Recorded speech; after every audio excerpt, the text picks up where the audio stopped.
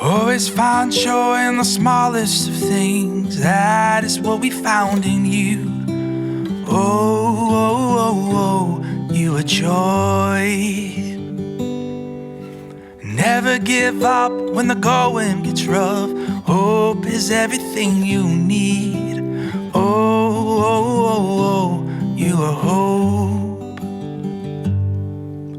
Oh, oh, oh, oh, you are hope. And don't forget you're not alone. The Holy Spirit wants to guide you on the journey, child. Hi, my name is Josh Rivedal. I am with the I'm Possible Project, which is an organization that entertains, engages on suicide prevention and mental health through a variety of seminars, workshops, speeches, books, curriculum, and we've been around for about almost 8 years as of recording today in 2020. And so my background and why talking about this, mental health, suicide prevention, is so important. I have a history of this in my family. So I should give you a little bit of background, because when we talk about suicide and when we talk about prevention and when we talk about mental health, it's definitely always a layered thing, right? It's not isolated. It's not just one thing. It's not just, somebody just hauled off and died one day. There are things that lead up to that, and it's usually not just one thing. And sometimes it involves a lifetime of things, right? A lifetime of some difficult experiences. And so I grew up in New Jersey. Please don't hold that against me. It's not my fault. I'm just kidding. I love New Jersey. But I grew up in New Jersey, and I was the middle kid of 3. And we had a couple big secrets in my family. And we were so on one side, the picture that we showed on the outside was almost the idea of perfection, or like the white picket fence, like, something that certain people in my community aspired to be and do. Very involved in church and the community and all that stuff. On the flip, though, we had big secrets in my family. My father happened to be, even though he was a deacon in church and, kind of doing all these interesting things in the community, he was an abuser. He was emotionally abusive and with his 3 kids and his wife, my mother, and he was physically abusive with me. And so when we talk about, 20 years later, 30 years later, the compounding effect of experiencing that kind of abuse, before the age of, let's say, 18, even 25, when your brain is done developing, that really can affect you in a big way, right? And so that certainly did for me, and I didn't really understand it. Now, so I'm 36 at the time that we're filming this. I didn't really understand that until about 32, 33. So it took me a very long time, from around age 5 all the way up through that. And so a lot of times when we experience that, just sort of taking a little tangent, but when we experience something like that, and a lot of us will, unfortunately, have experienced that before the age of 18.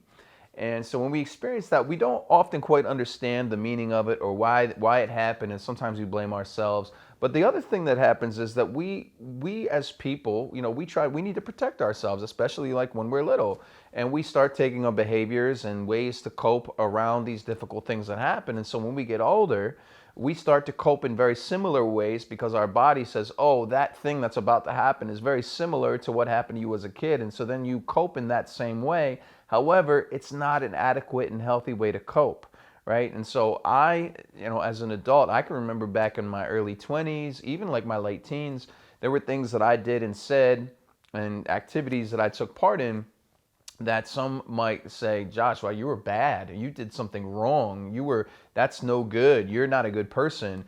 And I thought in some of those cases that was true. And now at age, between 32 up to now 36, I realized, oh my gosh, I was doing the best I could. I was coping like I was a little person, like I was 5, 6, 7, 8. And I didn't realize that I could choose something differently and cope differently and own the things that happened to me in the past. And so I say that because there's a good chance that anyone watching at this moment is going to have experienced something similar to what I experienced, and you may not feel comfortable dealing with it, or you might not understand it. But not dealing with it is going to negatively affect your mental health and wellness, and maybe even just like simple mental hygiene, your mental fitness, just sort of the things that we do on the daily to stay mentally sharp and mentally fit, right? So I just wanted to toss that out there, because once we own that, we can forgive ourselves And once we do that, like, then those cycles and those patterns can't continue, and then we won't get into that sort of despair that one will feel at times, if they're considering death as an option, as a way of coping. And we certainly don't want that, right? So I experienced that as a young person, and I didn't really, again, understand that. So that was one big secret. And the other big secret that we had in my house growing up was that my father's father, my grandfather, died by suicide in 1966. So that was a long time before I was born. And it was something we never talked about in the house, and that profoundly affected me. My mother told my sister and I, my sister's a year older than me, my brother's quite a bit younger, so I guess my mother at the time didn't feel like he could handle it, right? The information. And I think my mother was really trying to just explain away the fact that my dad was so angry and mean and abusive. And she basically, it was like a 2-minute conversation, and there wasn't anything about hope or healing, or if you ever feel the way your grandfather felt, come to me, or here's how you can get help. Like, that wasn't in her vocabulary. And I don't think that's her fault. I think she was doing the best she could. But one thing that she made sure that we did after we heard about my grandfather was that keep it a secret, right? Because that's what my dad wanted. And so my dad never even knew that we, his kids, knew about his dad. And I learned something that day, and it's not something that we want to learn. It's not something that we want to take part in our lives. But I thought my brain made sense of that as, when something bad in life happens and you feel like you can't handle it, to keep it a secret. And that had a very detrimental effect on my life up till about age 26, 27. And so one way that this had a very negative effect on me is I can remember having symptoms of 2 health conditions as young as 8 years old. And now I didn't get diagnosed with these 2 health conditions until age 27. And I went almost 20 years without a diagnosis. And one of the reasons I didn't talk about that, these things that I was experiencing, was because I didn't know anybody else who talked about it. It was, again, like, something bad in life happens, keep it a secret. And what happens when we don't deal with even a health condition? It could wreak havoc on your body, on your brain, and your life. In certain cases, it can become fatal, right? And so these 2 health conditions that I was living with, I'll just be honest and I'll tell you about them. One is called generalized anxiety disorder, and one of them is called clinical depression. Now, you might be thinking, Josh, I thought you said health condition. Well, yeah, of course I did, because your brain, that involves health, right?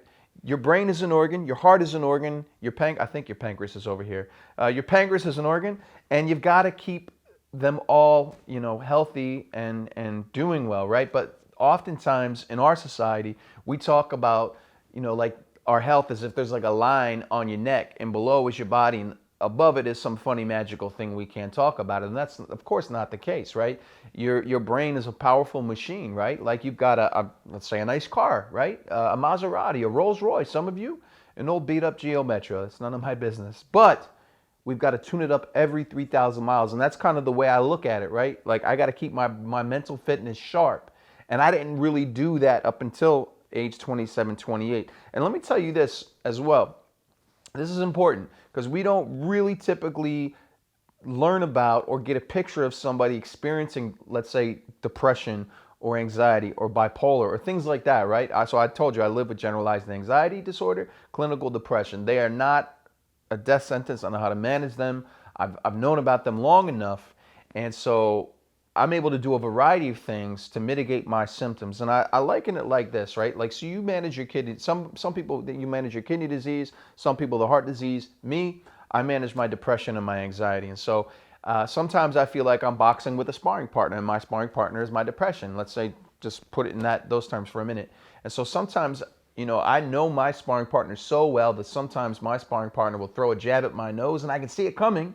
And so I'm able to get out of the way and duck a little bit. And so instead of it breaking my nose, it grazes me on the cheek. So I'm able to sort of lessen my symptoms. And there's a variety of ways that I do that, right? There's a variety of ways that I get treatment and help. Yeah, for sure I see a counselor. I'm definitely not afraid to say that. I know in some circles that's not cool. That's not okay. I definitely come from a culture and where it's more so like pray it away. And there's definitely validity and there's definitely mileage that you can get out of prayer and meditation and interacting with God or your deity or deities. But But for me, and I do think that's helpful. But for me, that's not the only thing that I need to be doing, right? So I need a little bit of exercise throughout the day because that boosts my mood, right? That helps boost my mood. I have to do these consistent activities. I have to pay attention to what I eat. I can't eat, total, junk food all the time. Practicing gratitude is very helpful for me. And to me, what that does, that just helps put things in perspective. So if you're having a really difficult time, start to make a habit out of this every morning, every afternoon, every evening, whatever it is, whatever part of the day that makes most sense to you. But practicing gratitude is proven to boost chemicals in your body that end up boosting your mood, right? And so for me, it's very simple and it's not super hippy dippy. Like I don't have and that's okay if that's how you roll with it. I don't, I don't slip into a bubble bath and turn on, put on some incense. And again, that's okay, but that's not how I roll it out. I'm outside on my back porch, drinking a little coffee, taking some notes on my phone, and it's not super profound either. It's like I'm grateful. Yeah, sometimes like, oh, that date went really well, or like I had a good interaction with my brother or my sister. But sometimes it's as simple as like I can breathe, I can blink, I was able to work yesterday. Like it can be those seemingly simple things. But you know what that helps me do? It helps me put things in perspective that like on those really hard days, it's like, oh my gosh, life doesn't suck as bad as I thought it does, or today doesn't suck as bad as I thought it does. And in fact, it can kind of, help me sort of regain my bearings. And so it's kind of cool, like throughout the day, I'm checking in with those things that I was grateful for in the morning. And I don't always have to look them up on my phone. I'm just like, oh my gosh, thanks for that meal. I just sort of verbalize it out loud after I'm done. Man, that was great. I know not everybody is able to have a meal like I just had. Amazing, right? So just these little things, and it almost seems so simple that it's not helpful, but it really, really is. Intentional acts of service, I'm kind of getting ahead of myself, but I'm really excited about these coping skills and kind of what can be done, right? So because it's really important. Like we're going through a hard time right now, and at the time of filming, we're in October 2020, and the pandemic has hit. Clearly, folks are having a hard time. So what can we do to soothe, to self-soothe and feel a little bit better now, right? And so you've already heard some stuff. I've talked about gratitude. I've talked a little bit about exercise, but intentional acts of service is huge. Another thing that can help boost mood. It's really interesting. Like if anyone is familiar with like 12-step programs like Alcoholics Anonymous, and I know, we're talking to some high school and middle school, but we're going to be talking to college students. We're going to be talking to everybody, right? And so at some point you may encounter a 12-step program, and part of that process, when you go through those programs, a lot of the old heads in those programs, the guys and girls and gals who have been around for 20, 30 years, one of the ways that they say that keeps them sober and keeps them on their version of the straight and narrow is that to stay emotionally or physically sober, it really helps them to help other people, right? So when you need help, a lot of times what can be very helpful is to then help other people. Like it almost seems counterintuitive. Why would I help somebody else if I need help? Well, it helps again. It helps us put things in perspective. It gives us purpose and it gives us meaning. It might help us, feel seen and heard and understood and validated. So, intentional acts of service. And there's lots of ways we can do it. Volunteer match is a cool thing. You can find different things on there to sort of volunteer what makes sense to you. You could teach a kid how to tie their shoe. You can do things virtually. There's a lot of ways that we can be of service. And sometimes being of service also involves educating ourselves, right? Because if we can educate ourselves and fill up our own cup, then we can be more full in our intention to help other people going forward in the future. So it's not always the immediate, like, I'm going to help somebody right now. But it's like I'm investing in myself so that I can move forward and engage in these acts, down the road, right? So I like to tell people that engaging in acts of service is one of the quickest ways to boost self-confidence, self-esteem, self-worth. And it's outside in work. It's not inside out work, but I'll take whatever work you want to do on self, right? Any way that we can get closer to being our best self is so huge and so important, right? Other things, for me, I think it's important that I get a semi-regular, sleep schedule. I know a lot of us sometimes, we're like, oh man, I worked all night. I crammed for my test. I slept 5 hours, and then your friend is next to you. Yeah, well, I slept 4 hours. Like it's a competition as to how badly you feel. Like, no, sleep is so important to like even getting rid of some of those little problems that you think won't go away. Sometimes that's as simple as like having a good meal consistently and or sleep, right? Just that mental hygiene, that mental fitness, right? So kind of going back to my story though, I didn't have these tools. I did have the tools, but I didn't know about them. I didn't have these mindsets going through life up until like, age 26, 27, 28, right? So fast forward in my story, I was carrying all this difficulty and this abuse and these burdens around, didn't have vocabulary on how to get help or where to go or what to do.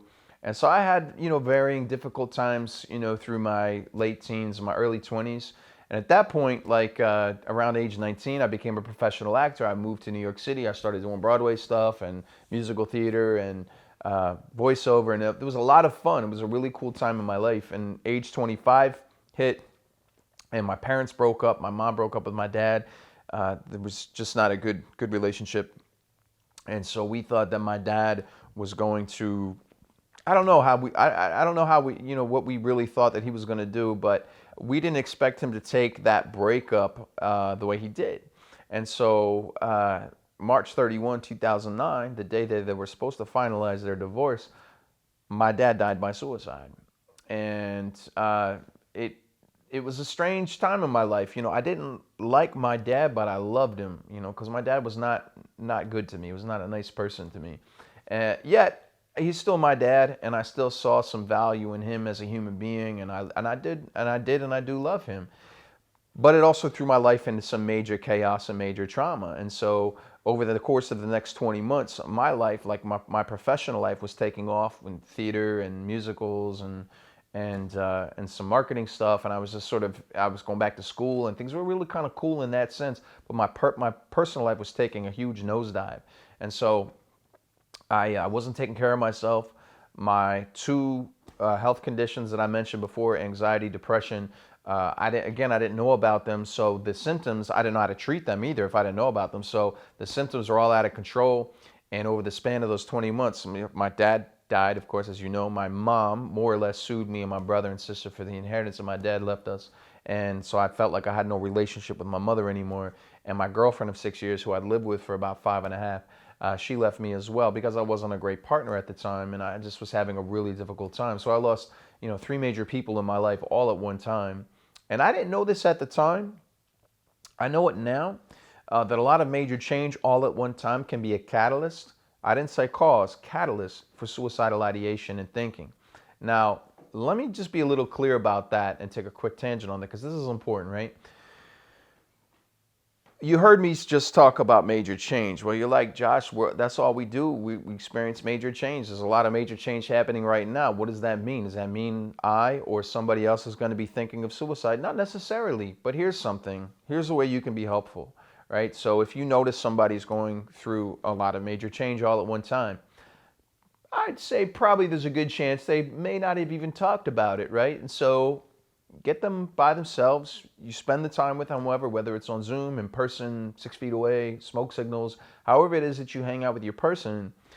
You pull them aside and you're like, hey, by the way, like, I know you're going through X, Y, and Z, and you have or haven't talked about it, whatever the situation is.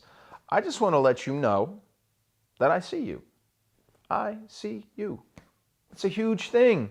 It's so huge to let somebody know that they're seen and heard and somewhat understood. Because somebody who's been in crisis, or who is in crisis, or is about to be in crisis, chances are they haven't felt seen or heard or understood for a very long time. And I can speak from experience to that, right? So we're almost taking this sort of preemptive strike. We're talking about suicide prevention without even actually saying the S word at this point.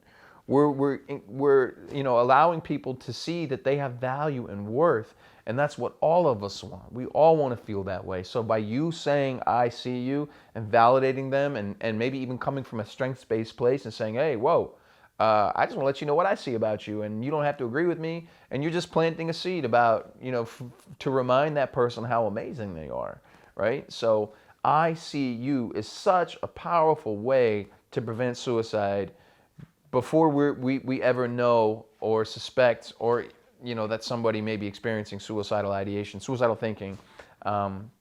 So really important to go there. So I didn't know at the time in the beginning of, so basically the beginning of 2011, I was experiencing, and I didn't want to be, but due to major change, due to, two health conditions, like I was experiencing suicidal thoughts, not because I wanted to, but because I just wasn't sure how to deal with life and how to deal with all these things and all these changes.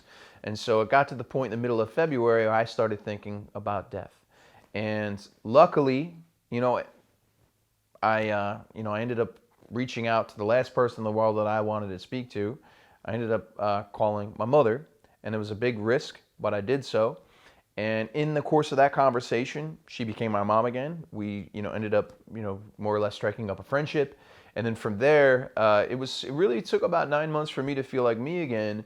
But over the course of 9 months, it was engaging with family, it was engaging with friends, it was reconnecting to myself, it was engaging in education and really trying to learn as much as I could, not just like book stuff, but like about life, about my brain, about like what I could do to sort of help it.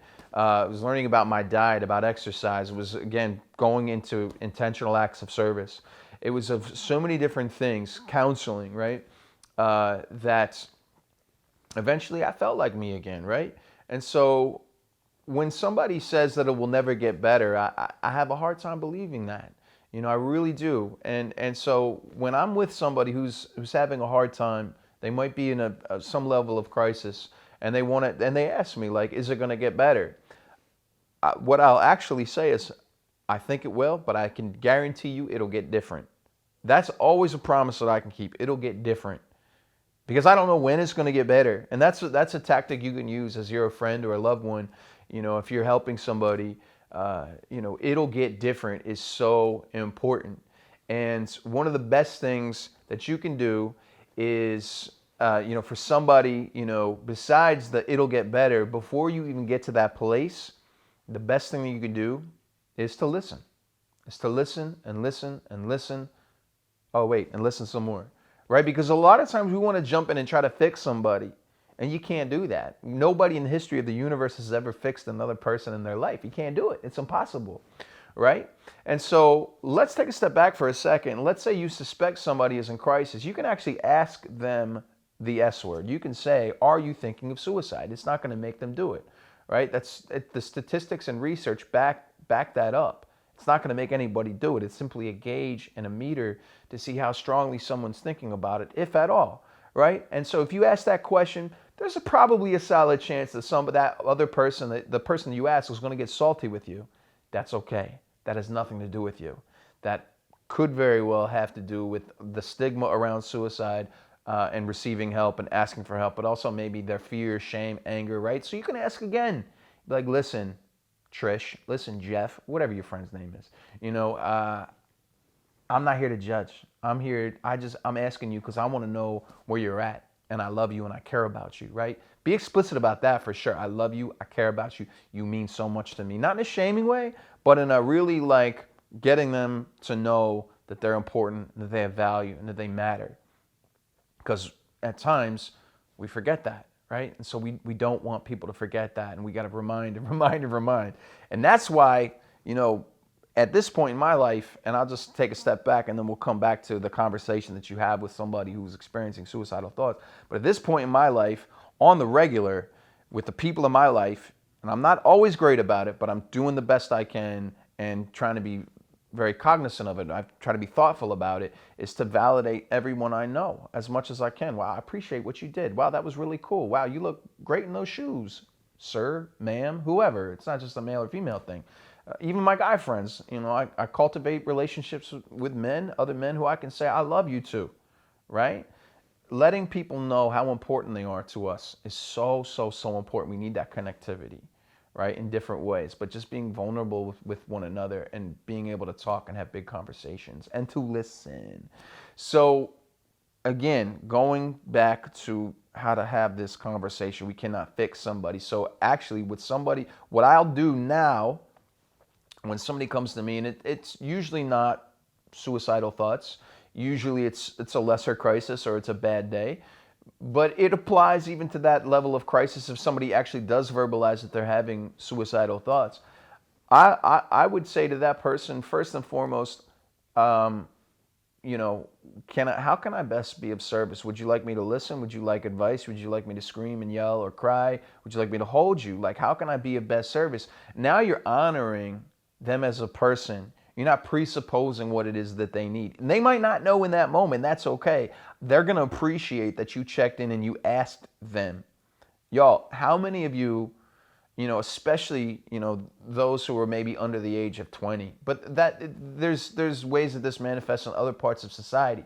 But how many of us feel like we don't have a say over our schedule, over our time, or the way that we, even receive advice? And a lot of times, we look a certain way, or we sound a certain way, or we're of a certain age, and people feel like that they can just dive right in and give us advice because I'm 15, I'm 16, I'm 17. Like, yeah, but you as a 15, 16, 17-year-old, you have a lot to offer as well. And you could also be somebody who offers advice as well. You have wisdom as well, right? And so sometimes people think that they can just jump in and throw advice at us without even checking in and honoring us as a person and our dignity, and even getting to know us, right? So it's really important that we don't try to jump in and fix somebody, that we ask what they need, right? So I am the CEO or the president of my life, and you are the CEO or president of your life, right? And so it's my job. So if I'm friends with you and you're the CEO, it's my job as your advisor, as your cabinet member, the Secretary of Defense, the Secretary of anything, right? Of whatever it is that we're talking about, like however I can be of best service to you, right? But I'm an advisor, right? So it's not my job to come in and say, hey, did you think about this? Maybe try doing that. Get into therapy. Get it. This is the kind of help you need. Like, you didn't even check in and ask, right? You don't even know what kind of leader, CEO, president that I am. You didn't check in. Not every crisis or problem needs the same tool, right? Not every time you have a repair to make in the house, not every repair requires a hammer. And sometimes all we're doing is run around with a hammer. Like, have you tried this? Well, you need the hammer, Jeff. You need the hammer, Trish. Like, no, wait a minute. They needed something else, right? So that's why it's important to ask and then to listen, right? To listen, like allow people to be the CEO or president of their life. And it's our job to uplift and edify and help out, right? So from there, after listening, we want to listen for clues as to something that might keep them grounded, that might make them feel important, that they matter, right? So we're listening, and when it's time, we validate them. And by the way, just because that person is in crisis and you're not, doesn't mean that you're up here and they're down here.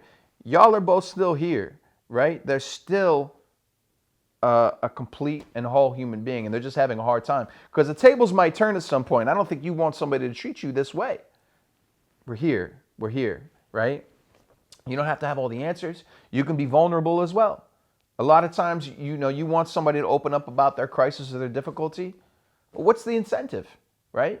It's important that we display vulnerability just like we want somebody else to display vulnerability as well. I give a lot of talks around the U.S. and Canada and the world, and it's a beautiful thing. I'll be able to talk to students and young people and anybody of any age, really, one-on-one. And a lot of times I'll hear somebody say, hey, listen, my friend isn't getting help. I told them to get into therapy. They won't do it. I'm like, cool. I love that you suggested therapy. That's a beautiful thing. Now, let me ask you a question. And this is me asking them a question. Like, have you ever been to therapy? And most of the time they say no. I'm like, well, you should probably get into therapy, especially if you have access to therapy through your school, your university, your high school. Get in there. So then you could tell your friend, yes, I've been. This is what you do. This is what not to do. Go, make sure you get there 15 minutes early to sign up some paperwork. This is how you get there. Why, if you've never done it, why should I listen to you? Why should I go, do anything that you haven't done, right? So sometimes it's really important for us, to see somebody display a certain behavior. We need to display that ourselves. Empathy. You want to empathize with somebody, not sympathy. So I feel for you rather than I feel bad for you. Telling someone their life is important to them. Making sure there's no lethal means, that they can't harm themselves with something. And then finally, assisting and referring on to professional help, right? And so that whole conversation, it's almost like CPR. Like in CPR, nobody's expecting you to be, a world-class surgeon or brain surgeon or foot surgeon. None of that, right? You triage, you wrap it up, you bandage, and then you call the paramedics. And this is the similar thing, right? You help, you triage, you talk to them, you listen, you sit with them, and then we refer on to maybe the National Suicide Prevention Hotline, a counselor, sometimes a clergy person will do, sometimes a professor will do. You can't keep it a secret though, and you as the helper also need support. So that might mean you need to get in a counselor. You might need to talk to somebody about the interaction that you had with the person in crisis, because if we're constantly filling up someone else's cup, our cup is going to possibly be depleted, and we can't run on empty if we're going to be trying to help other people. So it's so very important that whether you're in crisis or whether you are the friend of someone, that we continue to engage in these conversations and we continue to keep having big and deep and meaningful conversations, because it's just tremendously important. We're connected creatures, and I know depending on when this comes out, we might still be talking about distancing, right? But if we're doing that still, physical distancing, fine. Social distancing, no. We need to stay connected to one another, right? And we need to continue to talk about ourselves, our lives, and our stories. There's so much power in your story, where you've been, where you're going, and the wisdom that you've earned. Just because you're 15 or 20 or 79, whatever, don't let anyone tell you that you're not smart enough, big enough, talented, anything enough. Your story is enough. And I encourage you and would love for you to keep telling your story and to keep on this earth, because we need your wisdom. This world, to me, is a big woven tapestry, and each one of us are a thread in that tapestry, that sort of picture that tells a story. And when one thread is missing, the story is just not quite as vivid and beautiful and unique. So we need you to tell the complete story of humanity and who we are and where we're going, what we're doing. So thank you very much. Hello, my name is Asim Shah. I am a psychiatrist and I work for Baylor College of Medicine. I'm professor and executive vice chair in Baylor College of Medicine Department of Psychiatry. I'm also the chief of psychiatry for Bentob and Harris Health System. Today we're talking about mental health. We're talking about mental health in young folks, whether they are teenagers or early teenagers. And we're also going to talk about the mental health scenario with specific relationship to different religions, different ethnicities, and different cultures. Mental health is something which is very near and dear to me. Why? Because I feel that this is something which is ignored. There's a lot of stigma with mental health. Even the word mental health has stigma in it, because the word mental creates stigma. So I try to often call it by a name called brain health or psychiatric health as opposed to mental health, just to reduce the stigma. Why mental health is important in this state? Texas is perhaps one of the most underserved or uninsured population state when it comes to physical illnesses and especially mental illnesses. So that's one. We also want mental illness, and we also want people who suffer from mental illness to not have any hindrance in terms of care. So for example, if you don't have any money, you still need to be able to see somebody who can give you some help, who you can see and approach help. Now, help is important, of course, but help is important at the right time. So access of care is important, but early, easy access of care is the most important thing, because you don't want to see somebody once you have full-blown symptoms and it is a little too late. So we don't want that. Why it's important in kids? Why we talk about it in young people? First of all, over half of the psychiatric illnesses start before the age 18, actually before the age 14. So that's important. Substance use, if you think about substance use, which about 60-70% people who have mental health do have substance use issues. Substance use is very common, and it starts, at least 25% of substance use starts before the age 14 also. So we need to talk about mental health with the young age, because these things start at a young age. Secondly, if you look at the full-blown episodes of psychosis, of mania, they usually happen in teenager group, 18, 20, or early 20s. So that young population, that high school population or that early college population is unfortunately the target age when these full-blown psychotic symptoms or manic symptoms happen. And if we don't know what we are looking for, we are going to miss it. Thirdly, if we talk about suicide, which is the most serious complication of mental health, Suicide is the second leading cause of death in ages between 14 and 24, and some people say even in ages between 14 and 34. So that also is a big problem. And just a little bit about suicide. Every year in this country, about 45, 46, 47,000 people die of suicide. That's a big number. Half of them hurt themselves because of a firearm, which is another debate. But again, access to firearm, if somebody has psychiatric symptoms, can be a problem, because with firearm usage, there is very little chance of a person surviving. We also have each year about 250,000 or 250,000 people who survive suicide. The number one predictor of suicide or a future suicide is previous suicide. While we need to worry about the 46, 47,000 people who die of suicide every year, we also need to worry about people who survive suicide, the 250,000 who survive suicide each year. Why? Because that is the number one predictor of a future suicide. And if we can save some of those lives, that is always a very good thing, and that is very beneficial. So that's something important also. Substance use. Substance use is extremely common. Some people don't think that alcohol is a drug of abuse.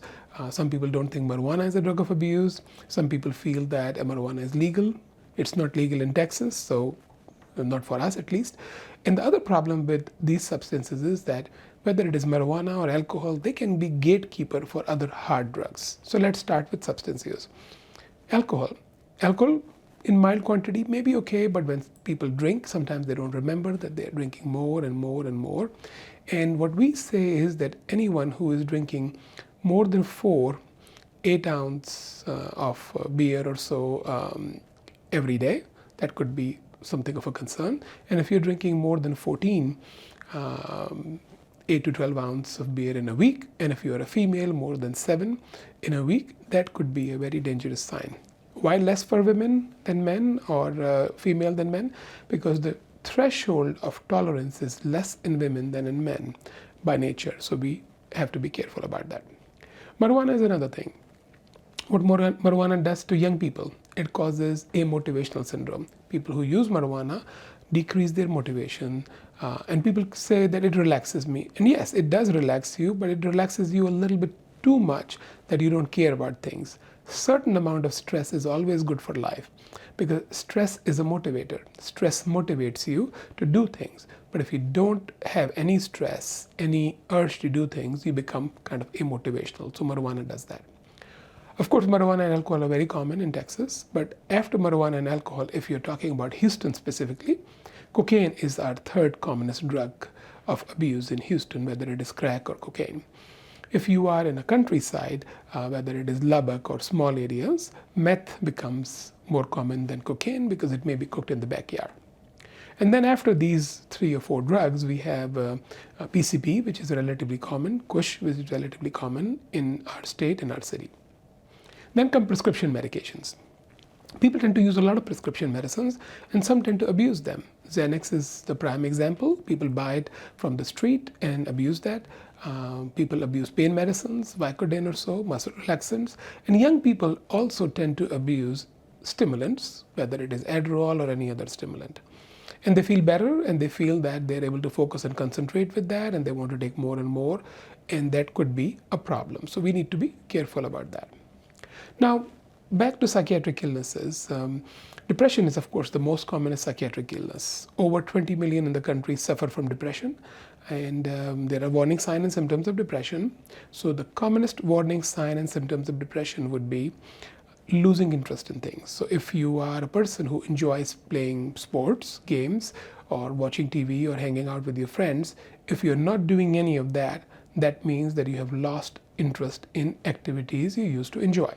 That's the number one warning sign and symptom of depression. So lack of interest or not enjoying things is one. Then it is combined with the depressed mood, combined with the lack of energy, and those things all are symptoms of depression. In addition, some people sleep less, sleep more with depression, eat less, eat more with depression. Those are non-specific symptoms, but happen too. So in short, if you're thinking about depression and how to diagnose depression, think about a person who has lost interest in things, who is depressed, and who has no energy. As opposed to depression, there is another phenomenon called mania. In mania, people have tons of energy. they have a lot of energy, they are unable to sleep, and they are all over the place. So if you think about mania, it's too much energy and inability to sleep, and then you act erratically, you are irritable, maybe talking too much, too fast, that would be mania. If you think about psychosis, psychosis is one of those diseases in which people not only hear voices and see things and feel people talk about them, they have impaired reality testing. How do you define that? Impaired reality testing is a phenomenon in which a person is unable to separate reality from what is unreal. And the classic example of that is that anybody who wants to know what psychosis is, I recommend them to watch a movie called by the name Beautiful Mind, in which it separates it very easily what reality is and what is not reality. Because a lot of people do hear voices even in depression, but they understand that this is a voice they're hearing and there is nobody there. That's not impaired reality testing. In psychosis, people cannot separate that, and that becomes a problem. Why do I mention that? Again, 18, 20, 21, those are the age groups when manic symptoms start or psychotic symptoms start, and a lot of time depression starts. So we need to be very careful and try to get people help when they have these symptoms. One more thing to remember is that people try to hurt themselves, and self-harm is another issue. So why do people harm themselves? One thing which comes to mind is a lot of times, especially in women, can be in men also, but a lot of time in women or girls, they may have a history of perhaps PTSD or some kind of abuse, whether it is physical, sexual, emotional, or all three together. And they feel abandoned, they feel neglected. And when they feel abandoned, when they feel neglected, when they feel that nobody cares for them, sometimes the only way for them to feel themselves is to self-harm. And in particular, I'm talking about cutting or slashing their wrist when people repeatedly cut themselves or have cuts on their forearms or their legs and so forth. That is the most common cause of self-harm young people tend to do. It happens a lot in borderline personality or cluster B traits, which happens because of a prior history of some sort of abuse. Therapy is the best treatment for that. Medication may not be the best treatment for that. Therapy may be the best treatment for that. And then there are other self-harm ways people do. People can hurt themselves with other means of suicide, but the most common self-harm means is what I mentioned, which is slashing their wrist or cutting their wrist and those kind of things. A lot of these things happen to people when things are not going their way, when they feel abandoned, when they feel nobody is listening to them. So in some way, if things are going their way, their mood may be better, but if they're not, the mood can suffer and self-harm can be a result. Now, if a young person is affected by any of these symptoms, what do you need to do? Do you need to give them medications? Do you need to provide therapy? Both are fine. Therapy is something which is very good, especially if done in the right way. So therapy with the experienced psychologist can be one of the best options. But therapy demands commitment. You have to see the therapist maybe once a week, maybe even twice a week for 8, 10, 12 weeks, or maybe even longer. So there's a lot of commitment needed in therapy. If you're having therapy once a month, that's not going to change the course of your illness. If you cannot commit to that 12 or 16 week, perhaps therapy may not be for you. Certain diseases improve better with therapy, in which borderline personality is one of them, that therapy is perhaps the keystone for treatment. And then if you think about medications, medications are in some ways a rather quicker way in some people because they don't have to commit to seeing somebody on a weekly basis. But therapy in conjunction with medicines would be the key. Medicine alone should not be the best course of action. What kind of medicines we can use? We can use antidepressants if somebody is depressed. They also help in anxiety.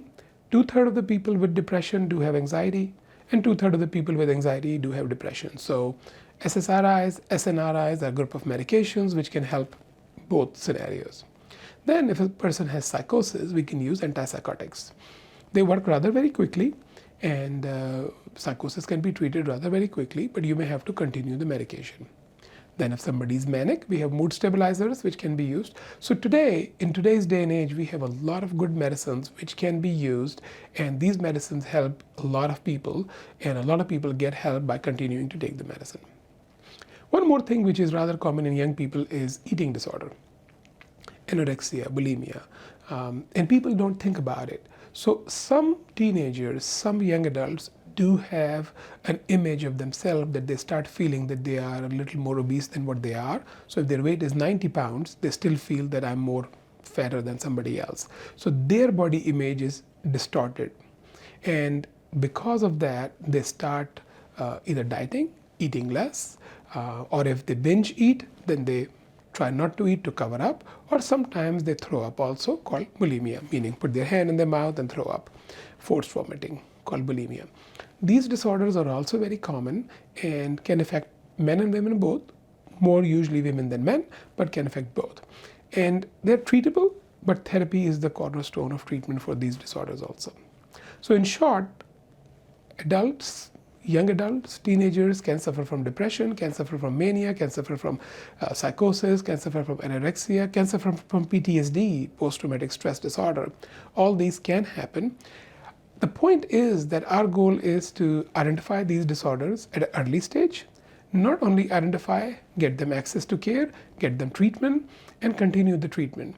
We cannot avoid treating these disorders, because if we do that, that causes impairment in their functioning, and that can cause complication, and one of the complications can be suicide. So we need to be very careful. Similar thing happens for substance use. While substance use is common, help is available. We can get them help, access to care. And not only that, if family is supportive, they are able to get rid of their substance use. In terms of suicide, there is a 1-800 hotline for suicide, which is 1-800-273-TALK. Anybody can call anytime, and that is available, and they can try to connect you and give you resources and try to help you over the phone and decompress your emotions. All that is available through 1-800-273-TALK. Another topic which is rather very common in young people, people of school-going ages and teenagers and young adults, is bullying. Bullying is something which is more and more common these days, but people still don't accept it. There are different kinds of bullying. First is bullying which happens in school or college, meaning in-person bullying. Then there is cyberbullying, which is becoming more and more common, especially during the era of COVID, because people are at home. So a lot of these things are happening through social media, called cyberbullying. So first is, who is a bully? Bullies are usually people who are within themselves insecure. They are weak people, and they project their weakness by attacking somebody else who they feel is vulnerable and weak. So for a bully, target would be anyone who they feel is weak and they feel is vulnerable. So first rule of bullying is that if you feel that somebody is bullying you, you can stand up, you can stop them, and not show any weakness, even if you have a weakness. Second thing is, people talk about that maybe parents need to confront the bully and so forth. Usually studies have shown that if you find out that somebody is bullying your child, it's best for parents not to confront the bully. Parents need to go to the school authorities. Parents need to talk to a school counselor or school principal, let them confront, be out of it. Because if they confront the person, the bullying can increase to that child. So best is to approach the school authorities. Lastly, we all need to open communications with our kids. Because when bullying happens, a lot of time kids don't talk to parents, and that should not be the case. So the best scenario would be that if you know your child is showing some signs which are different than normal, child is quiet, child is withdrawn, child is not doing things, child is not wanting to go to school, whereas the child wanted to go to school before, not going to see their friends, whether they used to like that. So that's a change in their behavior. If parents see change in the behavior, this is the time parents need to explore that. And one of the ways to explore is to try to talk to them, open communication, and say, please, if anybody ever bullies you, ever talks to you bad, whether it is cyberbullying, social bullying, or school bullying, or college bullying, discuss with them. You can teach your child to be strong enough to stand up to a bully. You can teach your child to ignore that bullying. And one easy way to stop bullying is to ignore it. Because when they feel that you are not giving into it, they tend to find another target. Unfortunately, they will find another target, but it may not be you. Sometimes it's easier said than not that ignore it, because it could be so harsh that you cannot ignore. But please talk to somebody, either if it's school authorities, college authorities, your parents, and parents need to talk to their kids and educate them about bullying, that if that happens, help is available. Because if we don't pay attention to bullying, it can cause a lot of problems. In some cases, it can be even very dangerous with complications. So please look into those and try to get help for those people who are bullied. I'm Dr. Holly Robles. I'm a licensed professional counselor, and I've been working with adolescents and young adults, families, children for 29 years.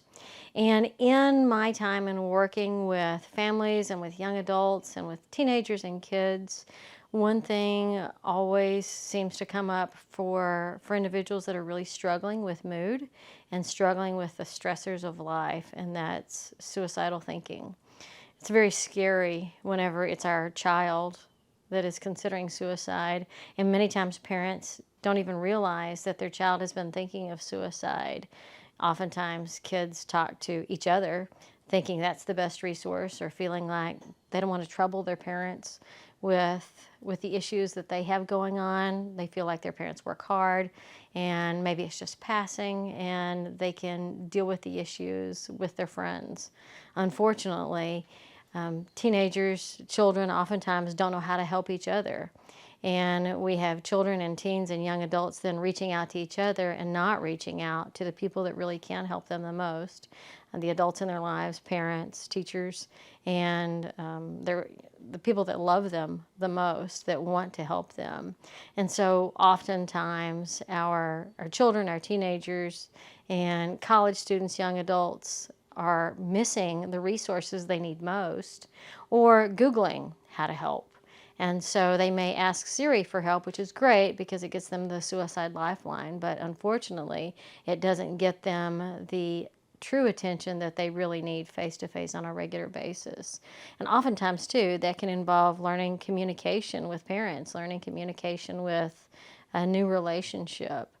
And instead then seeking out Snapchat and Instagram, TikTok, other type ways of communicating stress and stressors, and really the depth of despair as they begin to think of suicide.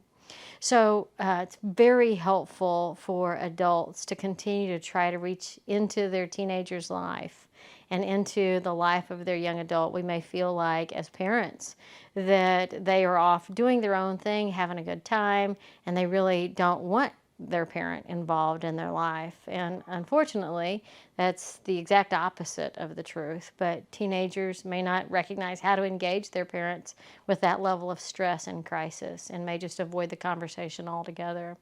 So it's really important for parents to check in continually with their kids, with 10-year-olds, with 16-year-olds, with 22-year-olds, asking, how are you doing really? Are you doing okay with your mood? How are you sleeping? And it doesn't have to be the approach of the ridiculously over-concerned helicopter parent, but established in love and keeping that relationship open and that communication open, so that when bad things do happen in someone's head, that they're able to reach out to their parents and to the people that love them to talk about those things that are the most important in their lives.